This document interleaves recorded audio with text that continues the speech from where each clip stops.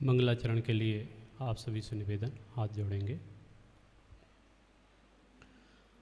नमो अरिहंताणं नमो सिद्धाणं नमो वायरियाणं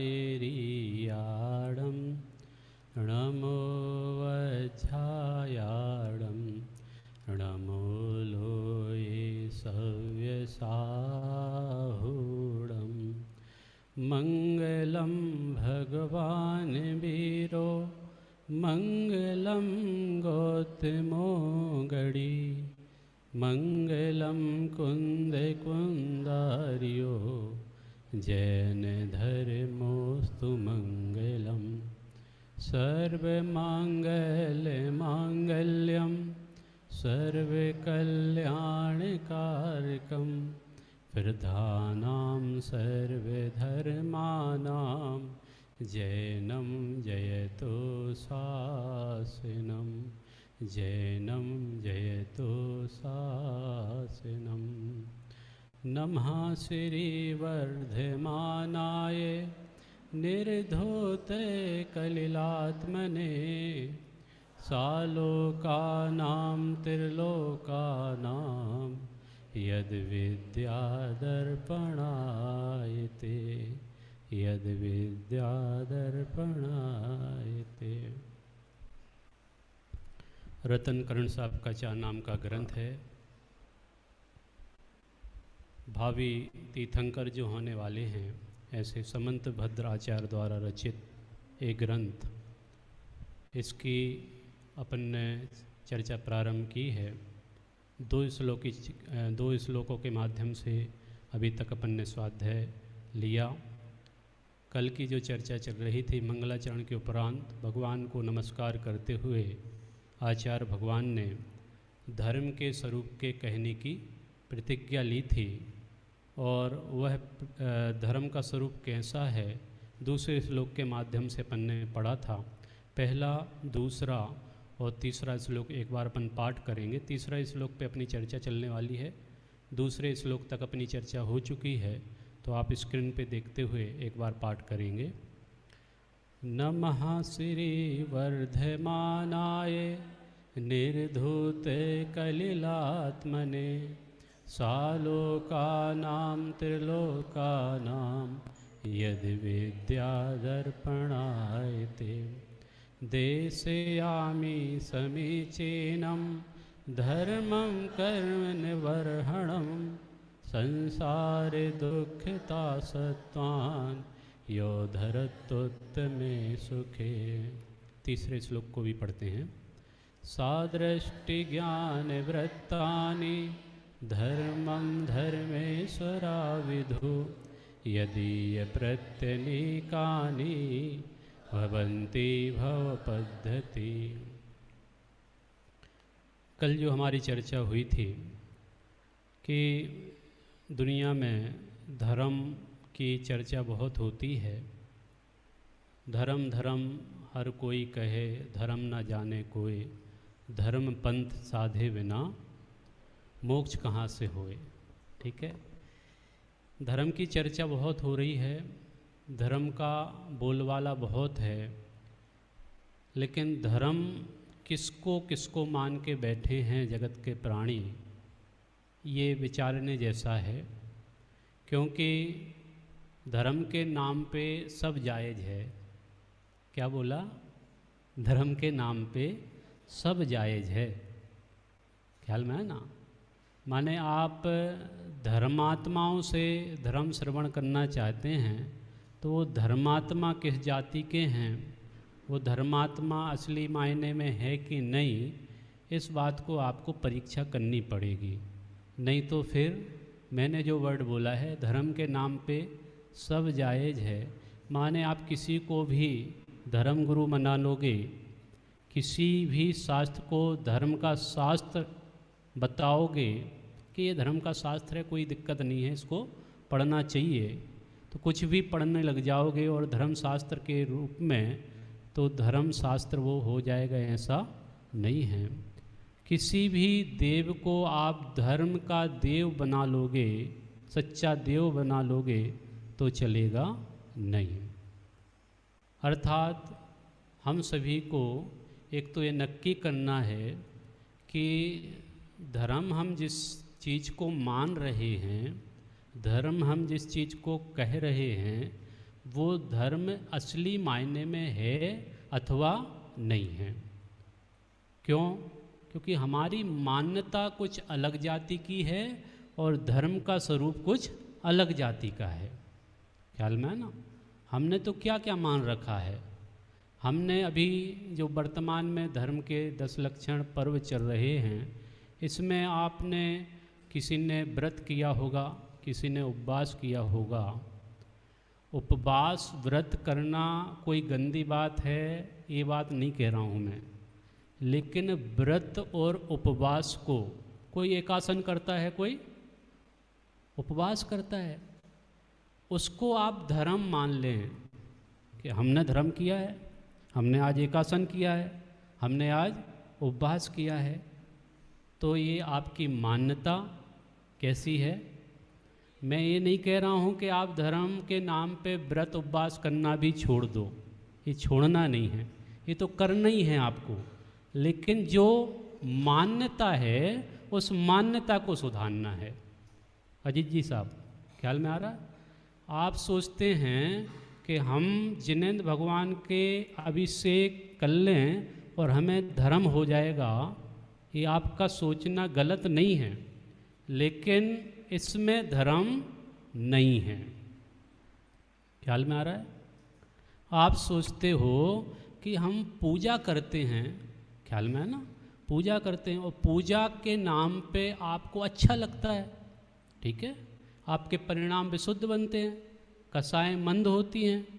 ख्याल में आ रहा है? तो इस पूजा के नाम पे आप क्या करते हो? क्या करते हो आप?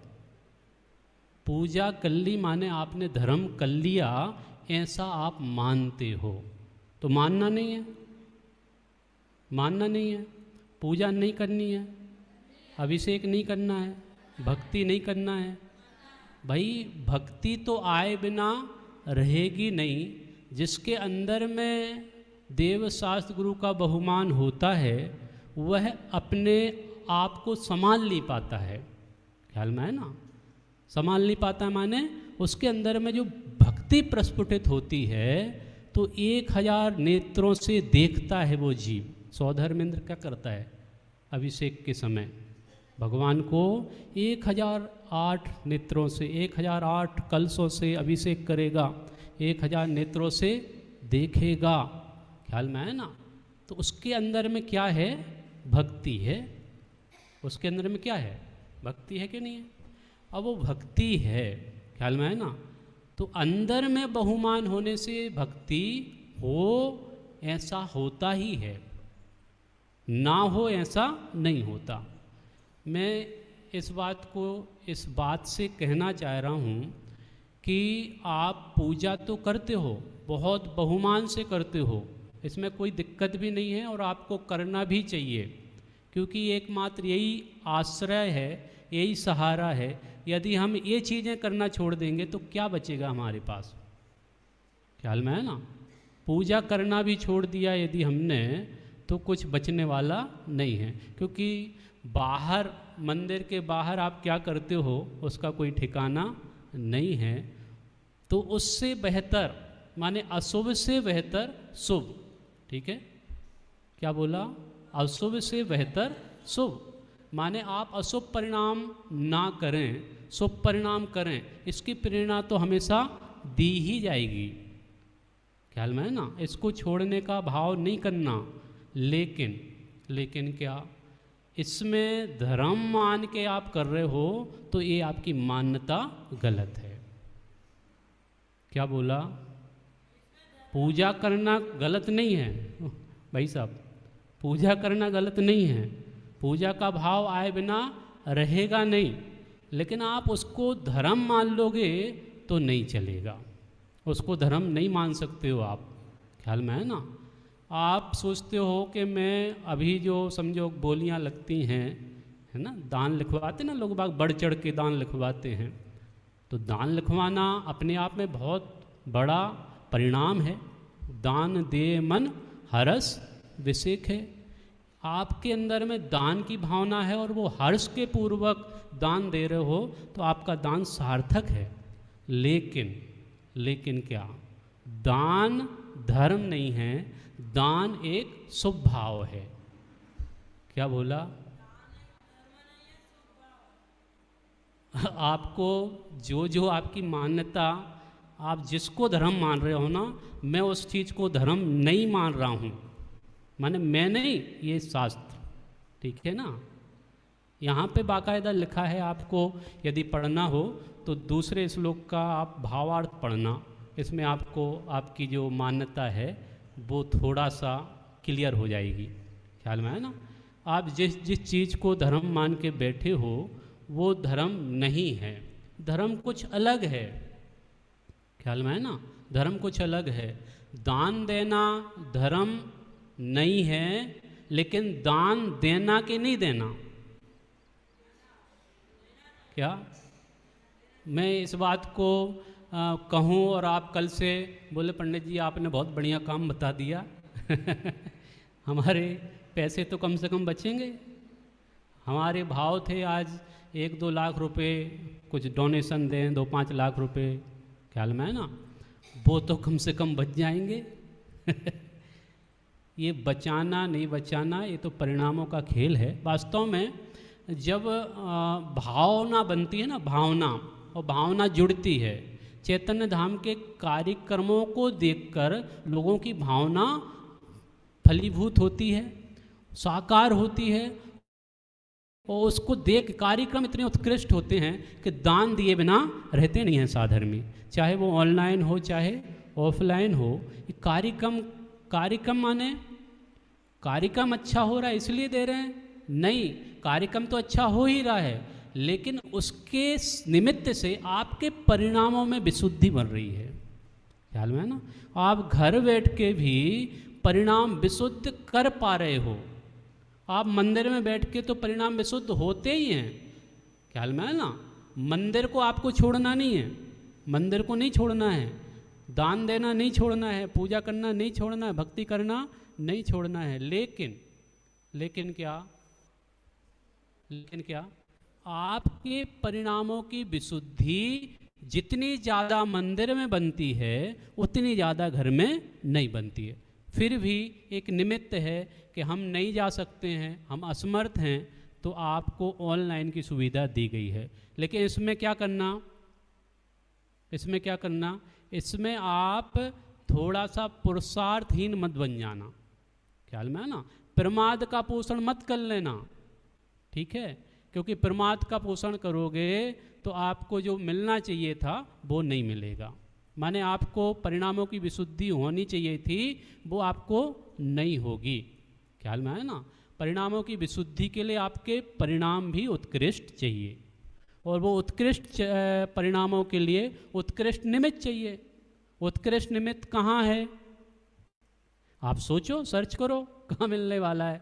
उत्कृष्ट परिणामों को संभालने के लिए उत्कृष्ट निमित्त यदि कोई हैं तो वो देव, शास्त्र और गुरु। ख्याल में है ना। सच्चे देव, मैं ऐसा नहीं कह रहा हूँ कि देव शास्त्र गुरु, उसमें सच्चे जरूर लगा लेना, नहीं तो फिर देव शास्त्र गुरु तो बहुत हैं दुनिया में, देव बहुत हैं, गुरु बहुत हैं, और शास्त्र तो पता नहीं कितने हैं। ख्याल में है ना। सच्चे देव, सच्चे गुरु और सच्चे शास्त्र, यदि इनको आप उत्कृष्ट निमित्त मानते हो तो वास्तव में ये हैं। मानते क्या, ये हैं। आपका जीवन का उद्धार यदि किन्हीं के निमित्त से होगा, जीवन का कल्याण, जीवन में सुख समृद्धि यदि किसी के निमित्त से होगी तो किससे होगी? 2 जगह बहुत फेमस है इंडिया में। कौन सी? मैं नाम नहीं गिनाना चाहता हूँ। ख्याल में है ना। जैन लोग भी वहाँ जाते हैं, ठीक है। एक कोई देवी के दर्शन करने जाते हैं और एक कोई बाबा के दर्शन करने जाते हैं। ख्याल में, नाम नहीं गिनाना चाह रहा हूँ, लेकिन लोगों को पता नहीं, ऐसा लगता है कि यहाँ जाएंगे तो हमारे यहाँ पर समृद्धि आएगी। ख्याल में है ना।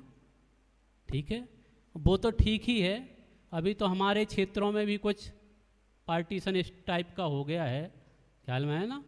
यदि महावीर जी जाएंगे, ख्याल में है ना, डैश डैश पदमपुरा जाएंगे, ख्याल में है ना। बहुत सारे स्थान हैं, त्रिहारा जी, पदमपुरा जी, महावीर जी, जो अतिशय क्षेत्रों के नाम से जाने जाते हैं। लेकिन यहाँ पर हमारी मान्यता क्या बैठ गई है? हमने मान्यता ये बिठा रखी है कि हम यहाँ जाएंगे तो हमारे भूत भग जाएंगे। ठीक है, पदमपुरा और तिजारा भूत भगाने के लिए फेमस हो गए आज की डेट में।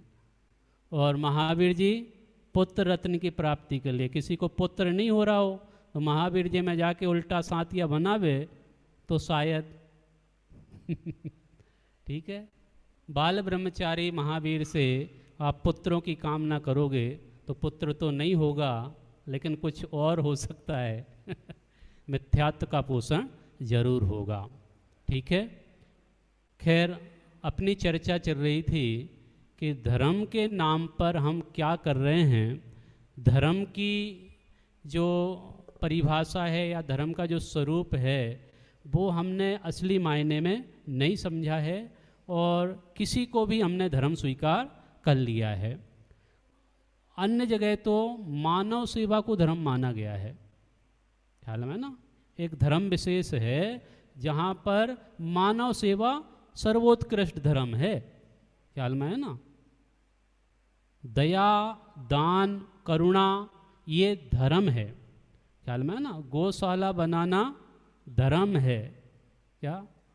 तो ये बहुत सारी मान्यताएं हैं इस जीव के अंदर में जो धर्म के नाम पे करना चाहता है, लेकिन क्या ये धर्म नहीं है।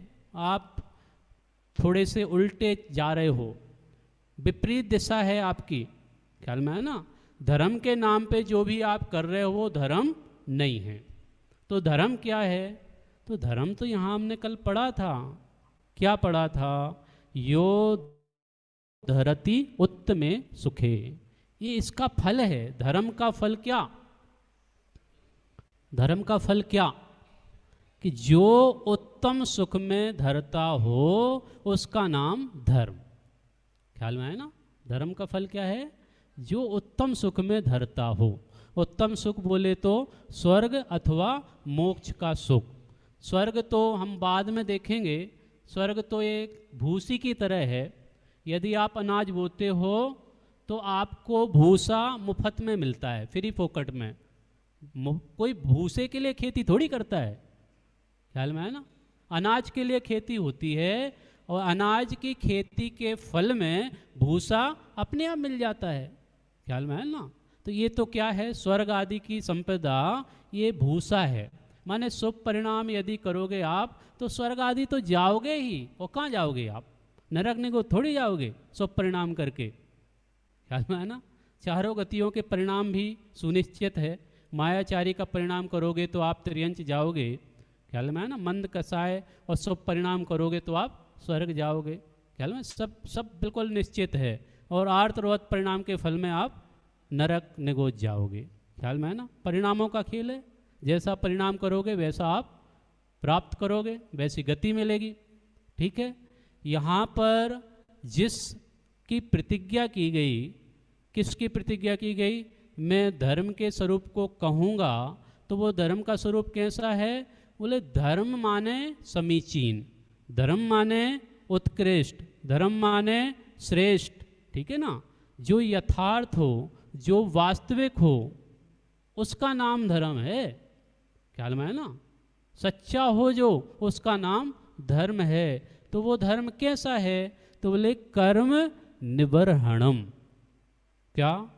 कर्म निबर्हणम माने कर्मों से जो निवृत्ति दिलाता हो उसका नाम धर्म है, ख्याल में है ना। जो कर्मों से निवृत्ति दिलाता हो उसका नाम धर्म। अब वो धर्म कैसा है?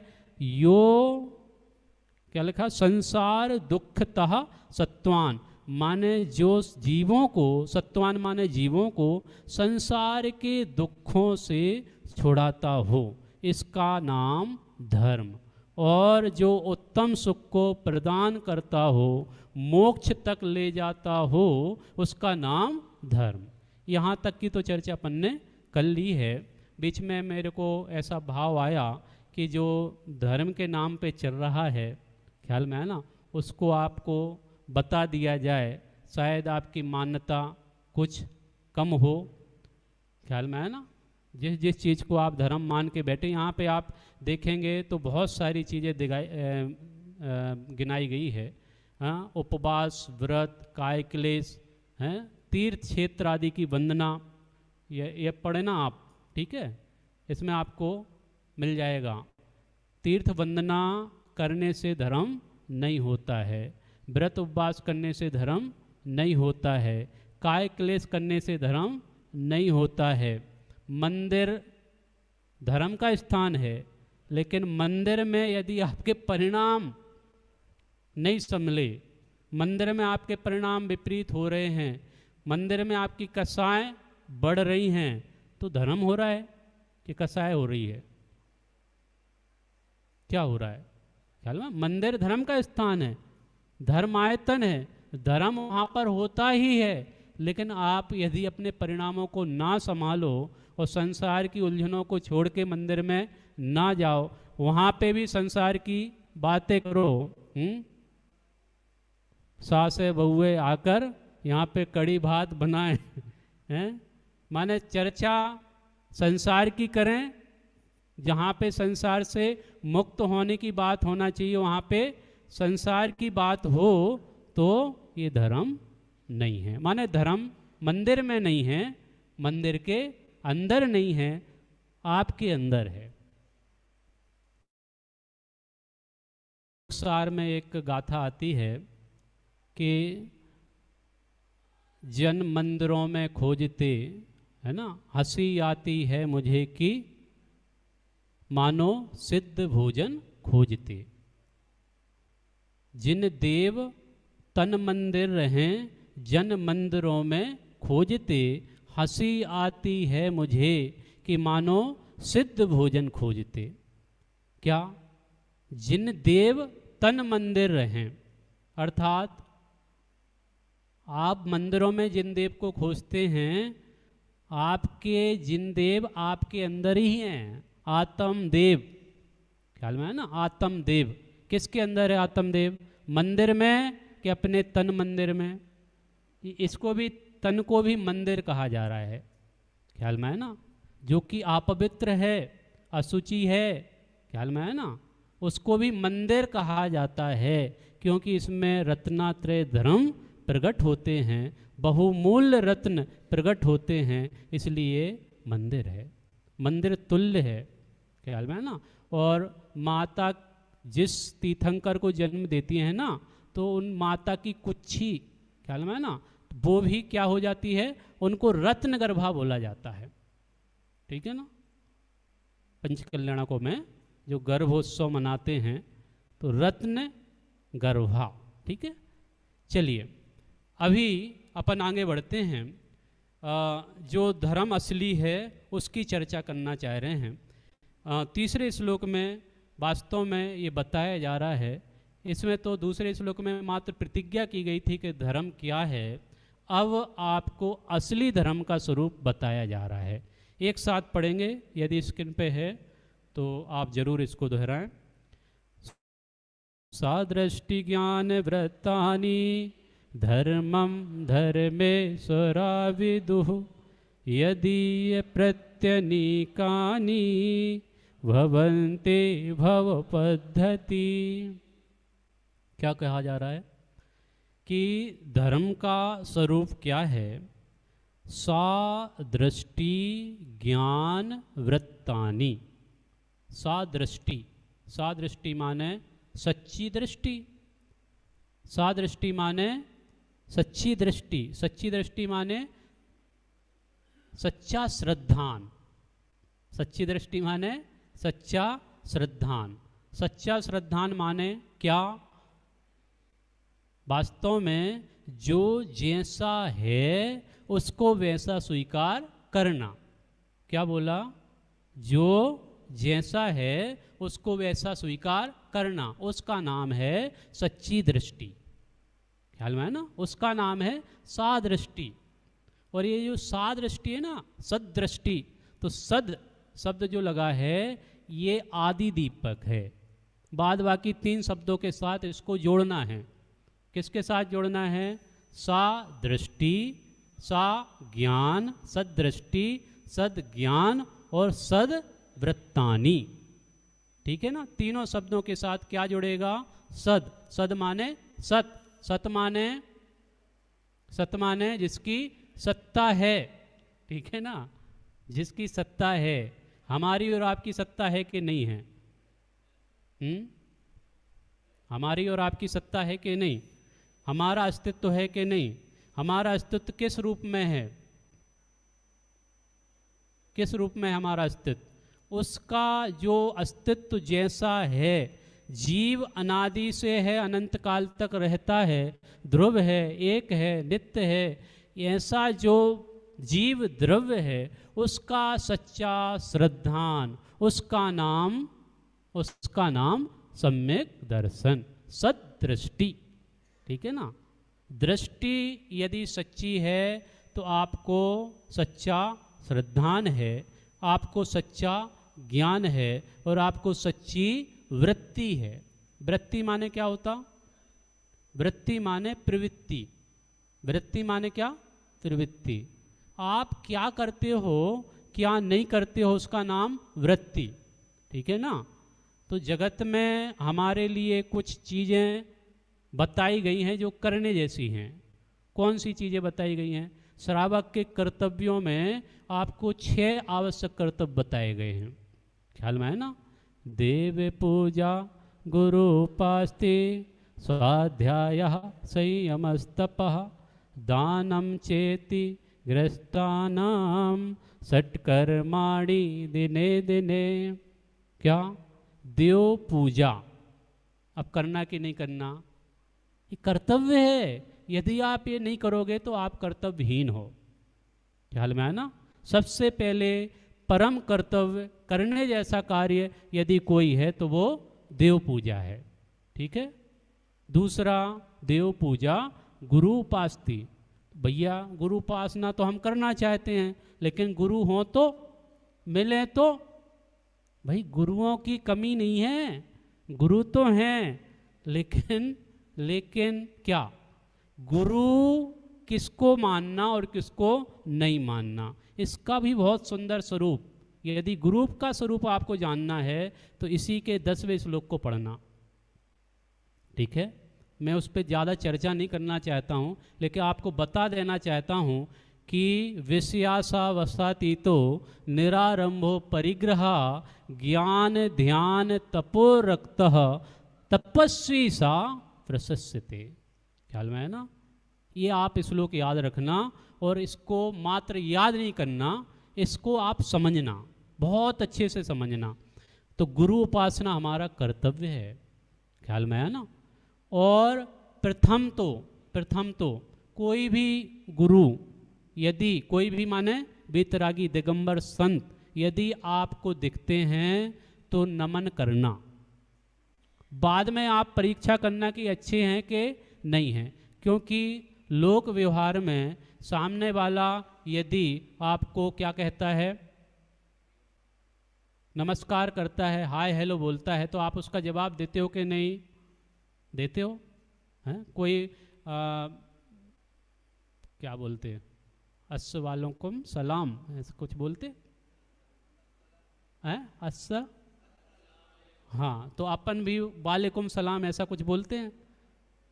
अपन नहीं बोलते, अपन को तो पता भी नहीं है, लेकिन सामने वाले का जवाब हम जरूर देते हैं। माने सामने वाले ने कुछ कहा तो अपन उसका जवाब दिए बिना नहीं रहते। सामने वाला राम राम बोलता है तो अपन भी राम राम बोलते हैं। ख्याल में है ना? सामने वाला नमस्ते बोलते हैं तो अपन भी नमस्ते बोलते हैं। सामने वाला जय जिनेंद्र बोलता है तो अपन भी।